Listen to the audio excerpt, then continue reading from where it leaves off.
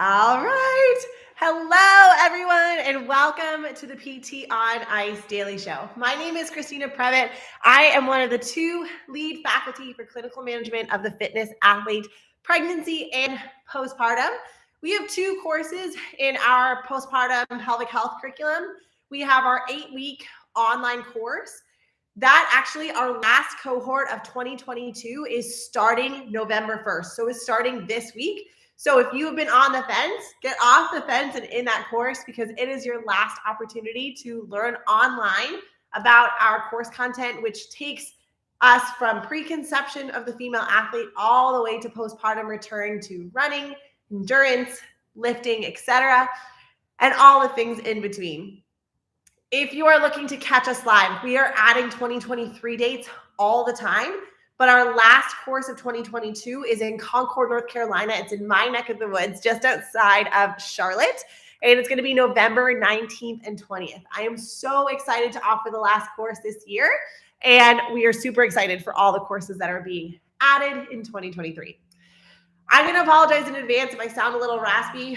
My fam is on the struggle bus. My kiddo has been really sick, and I caught what he had. So if I'm a little bit raspy and a little bit short of breath, please don't judge me too harshly. We are on the struggle bus as a fam, but we are here and it is Monday and we're going to rally. So, all right. Today, what we wanted to talk about is where and how to fix. So where do we leak in the Olympic lifting movements and how are we going to fix them? So when we think about the Olympic lifting movements, we have 3 pulls, and we've talked about this on the podcast before. With the clean and the snatch, we are thinking our first pull is from the floor to where our contact point is. So for the clean, that's going to be in the thigh. For the snatch, that is going to be in the hip. The second pull is from that contact point to that triple extension. And then our third pull, and indeed it is a pull, is from that triple extension to us pulling our bodies underneath the bar and landing in that squat position. Then we squat to stand up. When we think about returning to these movements postpartum, they are, especially the clean, we're going to focus on the clean today.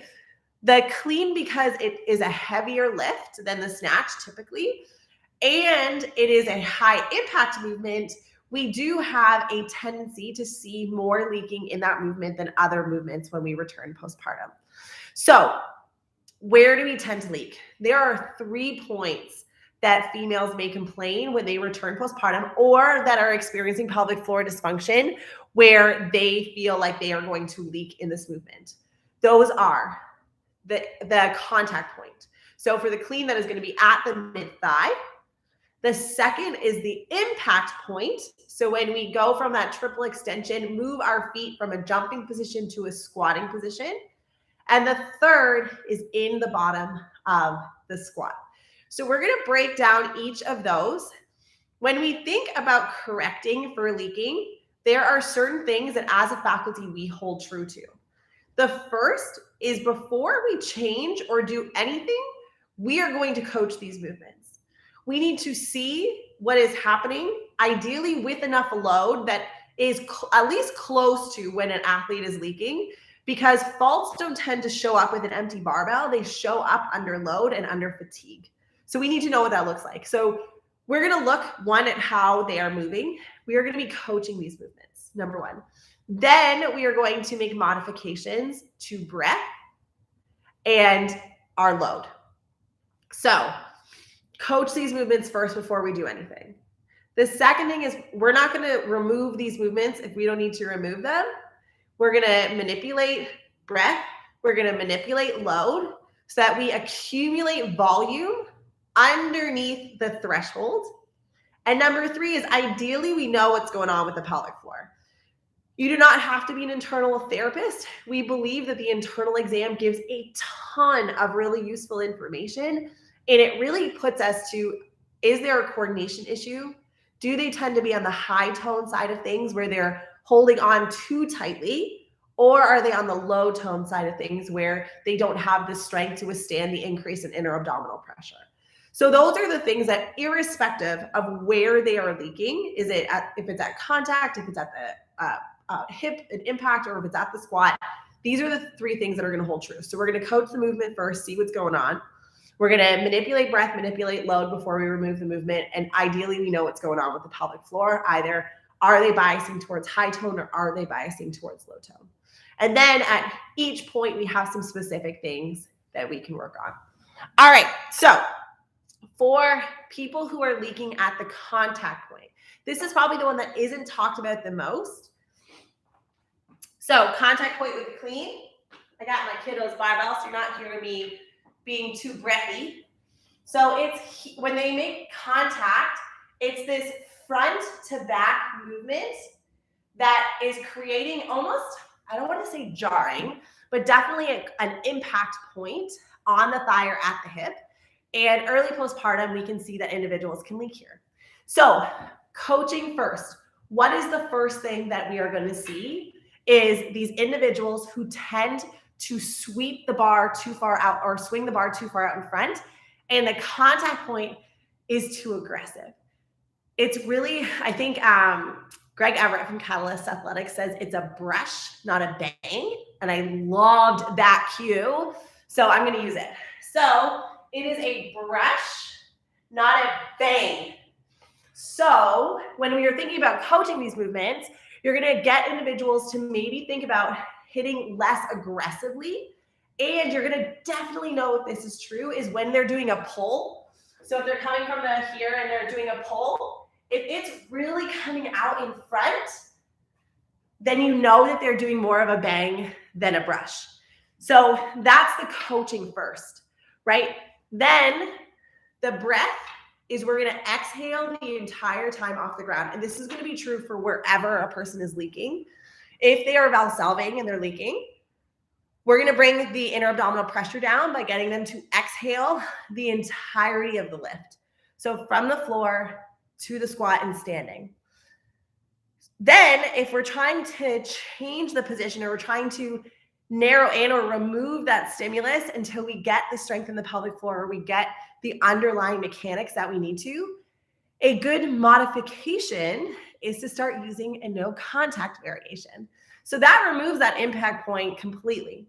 Again, we're going to go through those other three things first, but if they're having trouble with this and you want to still allow this movement to exist, the no contact variation for the clean and the no contact variation for the squat is actually a drill that is used very commonly in Olympic weightlifting to avoid the bang and swinging out in front, and something that we can see a lot in females postpartum because they're so used to moving around that baby bump. They think that baby bump still exists. And so this is actually going to do two things. It's going to help their performance because we're going to reinforce the right mechanic for the clean. And it's also going to remove that stimulus that's causing them to leak until we can work on some of the underlying mechanical things, and then we can reintroduce it. So what that no contact variation looks like, coming here, and instead of making this contact, it's going to float, and we're going to come all the way down into this clean. So you shouldn't hear anything when you are doing that movement. So leaking on contact, we're going to coach the movement. Are they banging or are they brushing? We're going to change the load. We're going to change the breath, breathing, exhale on exertion. Way that we can reinforce that or start working on some of those mechanics is the no contact variation. All right, that's number one. Number two is if they are having leaking on impact. So that is at the top of the second pull. So they're okay here on the contact. They get into the second pull. And when they move their feet from this jumping position to this squatting position, they start to feel like they're going to leak. All right, what do we do about it? Number one, we're going to coach it. What I see a lot is that individuals can do one, too aggressive of a jump because they have been coached to stomp, which is not a bad thing. Sometimes people will say, I want to hear your feet, but it may be too much for a recovering pelvic floor. And sometimes we see people get a little bit too much with it because they're listening so much for the auditory cue of the change in feet that they're not actually looking at what the drill is trying to do, which is to get you to move your feet out really quickly. So from here, what some people will do is they'll be like donkey kicking their feet instead of moving their feet just very quickly. So that's the first thing I'm looking for is how are you making contact? Are you moving your feet out quickly and you're hearing that audible change? Or are you jumping so high for what the weight or load on the bar is relative to your strength that it's creating way more of an impact moment than we need? So we may be actually taking that impact down by getting them to be a bit quieter with their feet and just focusing on that moving of position. That's going to be number one. So we're going to coach that movement. And then the number two is we're going to exhale on exertion, right? Manage the load underneath it. And then number three, variations that we can do to accumulate some volume while we're trying to work on those mechanics is a no impact or no feet variation. So with the no feet variation, we are going to start in the position where we would squat from. So this helps. This is a drill, again, that's used in Olympic lifting for individuals who tend to cut under the bar really fast. So these individuals who don't finish their second pull and they rely on that movement of their feet to sneak themselves underneath the bar as quickly as possible. So coaches will use a no feet variation in order to force individuals, because you don't have that sneak under with the moving of your feet from your jump position to your squat position. You have to get that triple extension or else you ain't getting under that bar. So what that looks like is instead of starting here, you're going to start a little bit wider. And we use this as a pregnant variation as well because baby bump can approximate with a thigh and cause a bit of a posterior pelvic tilt. You're going to come through here and it forces you, right, to get onto your toes and come underneath. It also reduces that impact moment while you're trying to clean up everything else. So we don't have to use this as a strict replacement. We can use it as a primer before individuals get back into these movements to try and work through some of the challenges that they're having that may be predisposing them to leaking during that point of the clean. All right, number three is in the squat. So the first thing that I'm going to ask my clients is if they're having a leaking episode in the bottom of the squat for the clean, is what is their front squat? For most people who are leaking in the bottom of the clean, it is that athlete that is very technically efficient and their strength is their limiting factor. So their front squat is going to be very close to their clean, or they're going to be able to power clean more than they're going to be able to full clean. Full disclosure, sorry, still sick. Full disclosure, this is me. I'm 100% that technical athlete whose front squat is very close to their max clean. And so that's going to be my number one, because then we're going to be working on their overall strength. The second thing is you're going to be looking at how they're bracing, right? This might be that person that is bearing down as they're trying to lift and maybe predisposing them to leaking. And then the second thing is we're going to see how they catch the clean. So if they tend to lose position in the bottom of the clean, they get under there real quick and they lose their position. That can be that they tuck their butt under a little bit and end up in this posterior pelvic tilt. The pelvic floor is going to lengthen more, be in a more lengthened position, and is going to be a little bit more vulnerable to leaking. So the coaching is going to be, do we need to add more front squat so that there's a bigger discrepancy between your front squat and your max clean? Guilty. Number one. Number two is, what does the catch look like? Are you staying active, right? We talked about in that third pull, how it's a pull under. The other time that people tend to leak is if they just pull and pray and they just dive bomb their body underneath and they're not maintaining tension the whole time, right? It is not just a yank and crash down. You are trying to stay with the bar the whole time and get into that clean position. So are they dive bombing underneath and that's causing them to lose position, or is the bar starting to crash on them so that they are having trouble with receiving the bar? Then we're going to, all right, things that we're going to change. Breath. We're going to hopefully teach that bracing, make sure that they're not bearing down. We're going to modify the load. And then Correctives that we're going to give are we're going to get people to catch it in a power clean and ride it down slow. If they're starting to lose their position and that is causing them to leak, then we're going to try and get them to catch it as high as possible and ride it down into the bottom of the squat. What that looks like is instead of catching right in the bottom, they're going to catch it here and slowly ride that bar down. And so what that's going to do is it's going to teach them to meet the bar on the third pull, and it's going to allow them to maintain their position as they get into the bottom of the squat and hopefully reduce their likelihood of leaking in that position because they have that tension from the bottom. They're not trying to engage tension in the bottom of the squat, which is a lengthened pelvic floor position, and then they're going to be able to stand it up.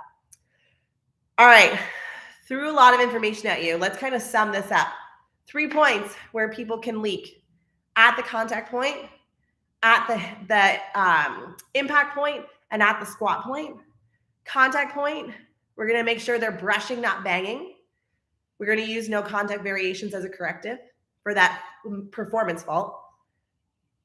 Impact, we're going to talk about, are they donkey kicking or are they moving out their feet, right? Are they creating enough impact for what they need and not more? And then the corrective that we're going to start looking at is the no feet variation. Third is if they're bracing they're leaking at the bottom of the squat, we're going to take a look at their brace. We're going to look at the discrepancy between their front squat and their full clean. And then the corrective that we're going to use is to get them to catch almost or think like they're going to catch it in a power position and ride down into that squat, thinking for all of these movements, we're going to coach the movement. Then we can manipulate breath, manipulate load before we have to reduce anything. All right, I hope you found that helpful. Let me know if you have any questions about that. I've been highlighting them a lot on my personal Instagram page. I've been doing a bunch of like breakdowns of the clean. It's been my theme kind of for the last week. So if you have any other questions, just let me know. Otherwise, if you haven't heard, we started a email newsletter for research related to the pelvic health space called PPP on Ice. And so if you are interested, you can go to ptonice.com/resources. It is research and reels and different things and blog posts and podcasts that come out over the last 2 weeks that is really relevant to the pelvic health space. There's a lot coming out in this world almost every week, it seems. So super exciting. If you're interested, ptonice.com/resources. Otherwise, have a wonderful Halloween, everyone. Stay safe, and hopefully I get to see all the pictures of your littles just loving life and getting too souped up on sugar. All right, have a great day, everyone. Thanks for bearing with me with this raspy cold, and I will talk to you all soon.